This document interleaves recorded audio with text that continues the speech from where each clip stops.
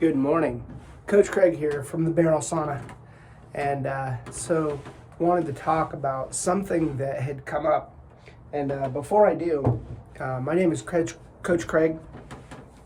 I've been in IT for a couple of decades, and I've helped entrepreneurs to not feel so boxed in by the systems that they have created in order to be able to get their craft out into the world.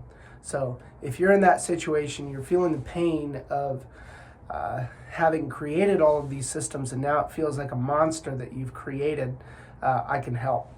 So links in the description and feel free to reach out. One of the things that I was thinking about is in the physical world, especially when it comes to biology, there are things, just mechanisms within the human body that don't change. And so they've been there for God knows how many thousands of years. But if you went back to, ancient Judea or, the Persian Empire or whatever, and you looked at a human body, it would basically function the same way, maybe exactly the same way.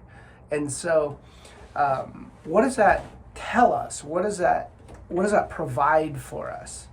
Well, first of all, it provides a lot of stability, and it allows us to identify the things that actually work and have confidence that they're going to continue to work. And so because the physical body doesn't change, the levers and mechanisms that allow it to do what it's going to do there's an optimal way to advance the quality of movement.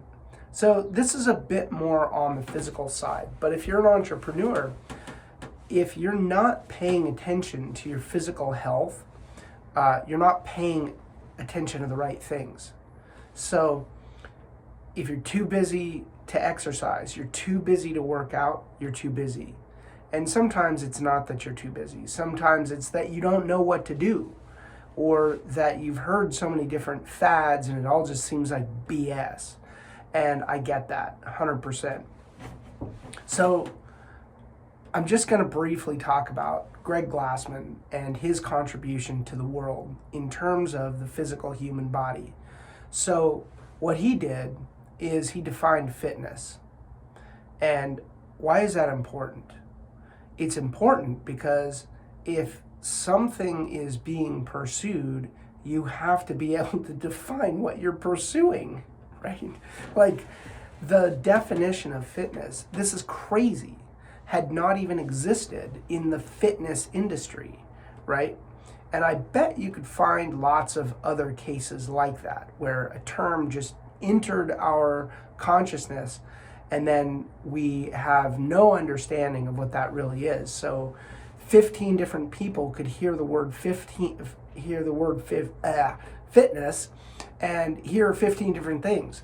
So what I'm saying is when you define it, and the definition is work capacity across broad time and modal domains. Mouthful, we don't have to go into it, but that definition at least gives us something to hold on to. And there is no better definition that has been presented in the last 20 years. Sorry, it just hasn't. So, what that means is that if fitness is important to you, and I would argue that if you really understand that definition, that it ought to be important to you. And the analogy that Greg gives is that you would never trade a biomarker for decreased work capacity across broad time and modal domains. So a 90-year-old guy who, just is crushing it in life, hops off his Harley and then someone's messing with his girlfriend and he punches him out and then, whatever else. It's the kind of thing that the 90-year-old's work capacity is sufficiently high for him to be able to function well in his life. And so that guy would never trade that work capacity for an increased VO2 max or an increased or a decreased LDL cholesterol, right? So like if he took a medication and it decreased his cholesterol, but it also decreased his work capacity across broad time and modal domains, he would never make that trade. Okay, that's a little heady, but the key that I just want you to think about is there's a very simple solution that's very difficult. Simple is not the same as easy. Simple but difficult. Simple. What you need to do is take the prescription of Greg Glassman's methodology. And that prescription is you engage in high intensity functional movement that is constantly varied. Constantly varied, high intensity functional movement. So those three components, all of them have very clear definitions as well. Yeah, so,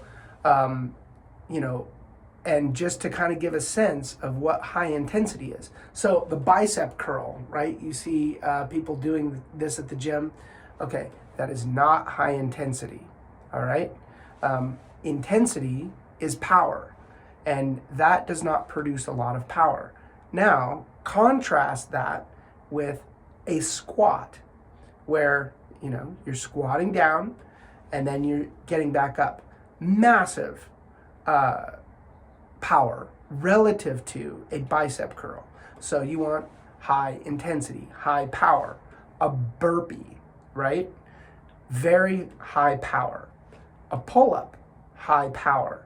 They're multi-joint exercises. They are things that you would typically see on a job site, a deadlift, someone picking up a bag of concrete, that is functional movement.